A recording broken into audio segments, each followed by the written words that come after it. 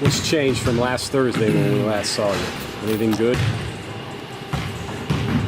All about the same. We got guys back anyway. Dax is back and Beetle's back, so yeah, I think Napper's the only one out. I think we got 12 guys. Well, no. Seg should be back today. He had to go get a passport. Yeah. Kind of needed him to go to. Yeah, needed him to go to Germany with us. Well, after the Gary Ramirez Puerto Rico fiasco, huh? Making sure the stuff is all dotted and crossed. I don't understand it all, so I don't get involved. Looking at that coaches poll today, the Big 12, while Kansas is on top, seems to be a lot different if that's close to right. I mean, teams at the bottom are usually teams at the top, or near the top. Iowa State, Oklahoma State. Yeah. But that's the hard part about this league. There's no bottom. I mean, there really isn't any bottom. Oklahoma State, I think, is picked 10th, and Oklahoma State's good. Now, how you pick 10th when you got a unanimous first-team all-league player? I mean, he was unanimous first-team all-league, and those other guys are good. And I tell everybody this, but it is the hardest league I've ever coached in. I mean, everybody says, well, what about the Big East? Well, the Big East was really, really good. 1 through whatever it was, 9 or 10. The other 6 weren't very good. They were at the bottom. Yeah, this league's. I mean, Jamie takes TCU from being the allegedly number 10 team in the league to the 3rd best team in the league. It's just everybody's got players and everybody can coach. I like it if it's one or the other. I don't mind a lot of players if the guy can't coach, and I don't mind,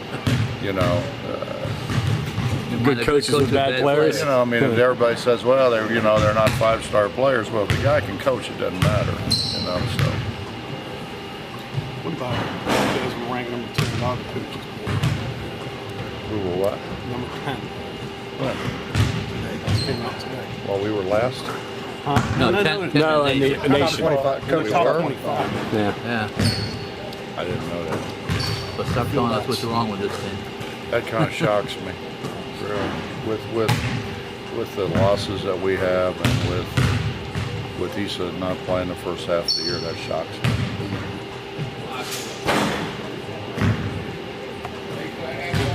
The coaches, though, not the media, by the way. That's probably why it's more accurate. There you go. Touche. Coach, a lot gets made of Kansas's run, but would it be a big deal to knock them off, to have anyone knock them off to end that run? How big of a story would that be? Well, I mean, I think you've seen what's happened in the conference tournament. Iowa State has the most amount of fans there by a landslide, and they've won, 2 of the last 3? Yeah, I mean, Kansas has got the best home court in the country. And until somebody beats them, a couple teams beat them at their place, they're going to continue to win the league. What do you make of a team winning 14 straight? You can't do that in big-time basketball. It's amazing in this league. I mean, I could see it in maybe some leagues, but this league is just... See, I've never been... it was us in Louisville, and then Denny retires and they bring Rick in. I need to, like, one of them guys that can't coach come in, can't recruit or something. It never works out that way for me. It's incredible what they've done, but nobody has that home court advantage like that either. How do people coming together? We're fine. I mean, we're like everybody else this time of year. We throw it around too much. We're shooting the ball pretty well. We don't guard very well yet, but we will. You play Purdue.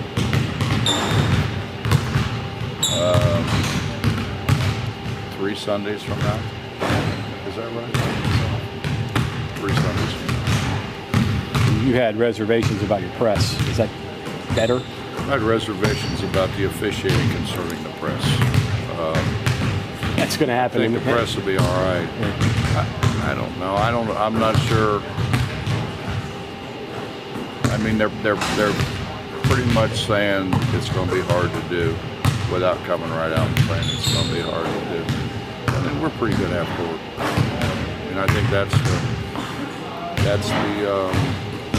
the thing that people don't realize when we're running around doing what we do, that when it gets into the half court situation, we're still pretty good. Just having a rim protector help out a little bit? Oh, helps out a bunch. Yeah. Does it make you overplay a little bit more with Carter and those guys on the wings a little bit? We're always going to be up the line anyway. Okay. I mean, it doesn't matter if we have a rim protector or not. Curious to get your thoughts. Big Ten maybe going to 20 games. You once coached at Akron, and that could have a trickle-down effect. What do you think of that? Going to 20 games. And I think if you want to have a true champion, I think that's the way to do it. It's not bad for the fans, I don't think. I don't see a downside of it. well, you play 18, the Big Ten plays 20, but that's less opportunities for the mid-majors to get those quality wins. And the thought is you take some of the lower teams in those big conferences and it gets them closer to qualifying for the national tournament. That's the thought. Cut some of those guys out. Quality wins is probably not the right word. Maybe quality games. Quality games. Quality wins there aren't very many of those. Yeah. John. I mean, you got to do it. And then you're right, I was there and we tried to do it, but it's hard. Hard. Really hard. Does that hurt the game? Would it hurt the game? No. That's not gonna hurt. What are they telling you about the officiating? Well, they're just gonna they don't want any contact. And there's gonna be contact. I mean, it's just the nature of the game. I mean, they're talking about slide your feet and stay in front of the guy. Well, if I slide my feet and stay in front of you and you come into me, I mean, the way I'm looking at it might be probably going to be on the defense. Has basketball outgrown the size of the court? Yes. Should it be bigger? I mean, Yeah. open things up a little bit. Yeah. I was never a proponent of moving the line back, but I think I am now. Guys are just too big, too strong, too fast. There's never in the history of basketball been guys this big, strong, and fast. And I know the NBA's spreading things, and they've gotten a little smaller, but by and large, they haven't got smaller at the center position. They still have a rim protector, and small to them is 6'6". Those guys used to be centers. That's right. They're not centers anymore, they're guards. You had width or Probably just width. I don't know if they need one. You know, I mean, if you want to watch track, you got to go out there and watch them run around the circle. You know, I think people want to see basketball, but I don't see any problem with widening it. You mentioned on the contact part, when you played, you couldn't touch anybody until you punched them. I mean, is that where the game's going back that way? Are they trying to get more points in the game? What free flow? What's the idea? Yeah, not when I played. That might have been before me. You guys didn't get up and you like the way they played. Oh, you didn't get up in them, but there was a lot of contact. Yeah, when you punch somebody after all that stuff that went on. Well, naturally, if you punch someone, there's contact. That's the purpose. Yeah. But no, there was contact. Yeah. The adjustments on the press rules-wise, is it more than last year? Because I know they made a lot of. Well, I think it's different in the trap. I think it's a lot different in the trap. Meaning they're watching who creates the contact, basically.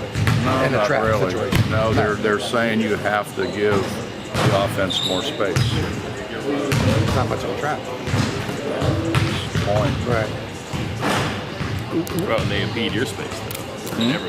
about may impede your speed. They don't know. The cylinder is officiated offensively. It's not officiated for the defense. When did this happen? I remember asking in the summertime. You said you were happy with all the rule changes. I've never been happy with it. You were okay with I'm them. not a rules guy. I mean, You were okay with them. Blacktop. But what happened? What was the change here? Was it just? well, you start watching what they show you on. One thing to read it, there's another thing to watch it. All right. So you're concerned. I mean, we'll figure it out, but I don't know that. I think it could change people's style of play. They never explain the offensive defensive cylinder thing the right way. It seemed like the impression you're under is the impression they put a lot of people under. There's rules and then there's emphasis. Okay. And the emphasis has always been pro offense. Theoretically, I think it's supposed to be a cylinder that I can't reach into, but you shouldn't be allowed to reach out. But when everything is pro offense, I mean, pro anything means somebody's a little better than the other one. Sorry. Kind of going off Broke the cylinder. Yeah, kind of going on what John was asking earlier about I was on the offense. kind of going on what John was asking earlier about the Big Ten moving to 20. ACC, I think, is moving to 20 next year, I think. Not so much a mid-major question here, but in a sense, if they're playing 2 extra conference games, doesn't that boost their strength of schedule over what yours would be at 18? Yeah, I mean, it depends on who we play as a league outside the conference, but I mean that's been the strength of our league is playing everybody twice from an RPI standpoint. Taking away those opportunities. I mean, you are.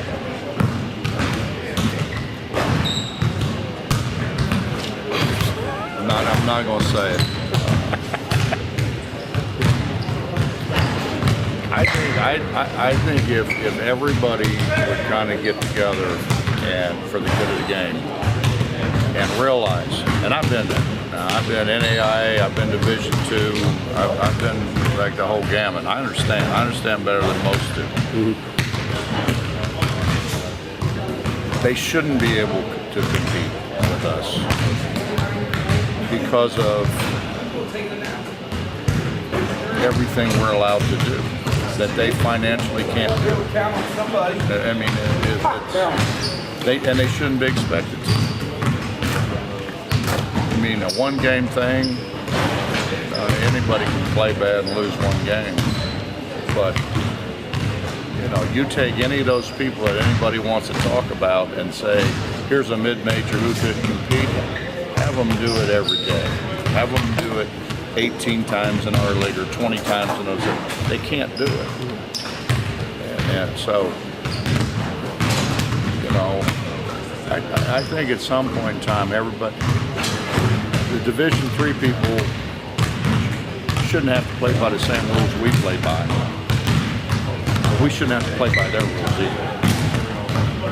I mean, there's such a separation. Football realized it and did something about it. We realize that we haven't done anything about it.